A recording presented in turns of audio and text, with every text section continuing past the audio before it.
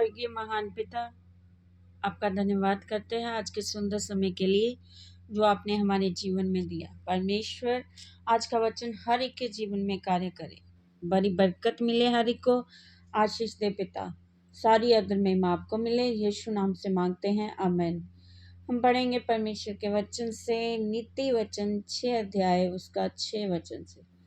हे आलसी, चींटियों के पास जा, उनके काम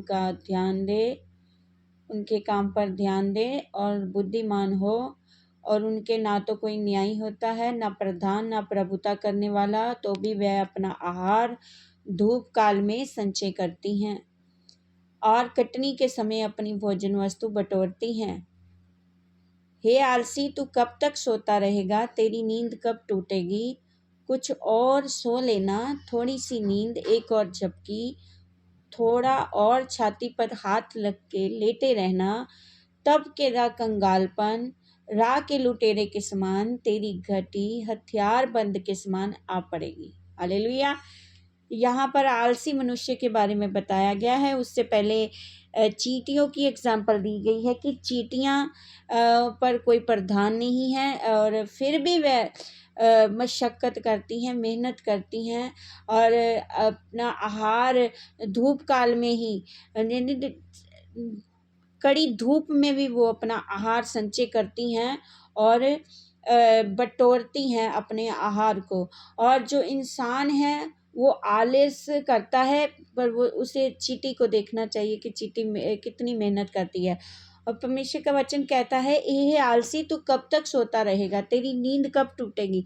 कि जो लोग ज़्यादा सोते हैं वो एक आलसी, एक तो नॉर्मल सोना होता है, एक बहुत ज़्यादा सोते हैं, हर वक्त उन्हें नींद आती रहती है, आलस्य है उनके अंदर।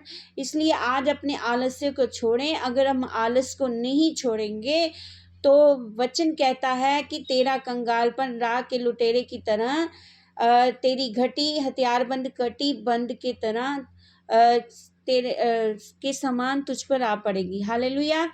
कि जो आलसी इंसान है वो कभी भी किसी चीज़ को संचय नहीं कर सकता, वो कभी अपने जीवन में तरक्की नहीं कर सकता, वो अपना घर नहीं बना सकता, वो कोई भी चीज़ हासिल नहीं कर सकता अगर उसके अंदर आलस है। और परमेश्वर के लोगों में तो बिल्कुल भी आलस नहीं होना चाहिए। हालेलुया। इसलिए आज आप चींटियों की उदाहरण को लें, चींटियों को देखो कि वो किसी तरह से आलस नहीं करती हैं। अगर हम सोते रह जाएंगे, अगर हम हमेशा नींद में ही रहेंगे तो हम कंगालपन हमारे दरवाजे पर आ जाएगा। हालेलुया। और इसी के साथ उपदेशक उसका 10 का 18 भी कहता है, आलस के कारण छत की कड़ियाँ दब जाती हैं और हाथों की सुस्ती से घर चौथा है। हालेलुया। कि अगर हमारे जीवन में आलस है तो हमारे जीवन में सब जो कड़ियाँ हैं, जो हमने लाइफ के प्लान किए हैं, वो सब दब के रह जाते हैं और उससे घर भी चौथा है। और जो हमारी छत है, हमारे जीवन में जो छत है वो टपकती रहती है, हमेशा उससे पानी टपकता रहता है। हालेलुया।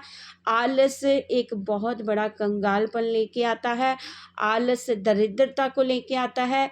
आलसी मनुष्य कभी भी तरक्की नहीं कर सकता है।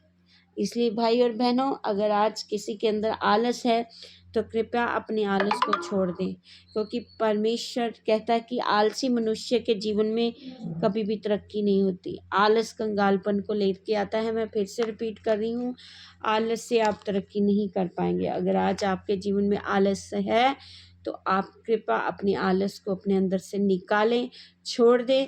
अगर आप नहीं निकाल पा रहे हैं तो प्रार्थना करें कि प्रभु आपको आलस से बाहर निकाले। हर काम को मेहनत के साथ, जिस तरह चींटियाँ करती हैं, मशक्क़त के साथ करें, क्योंकि आलसीपन हमारे देह के लिए भी, आत्मा के लिए भी, प्राण के लिए भी, शरीर के लिए अच्छा नहीं है, उससे हमारा ही नुकसान होगा। हालेलुया।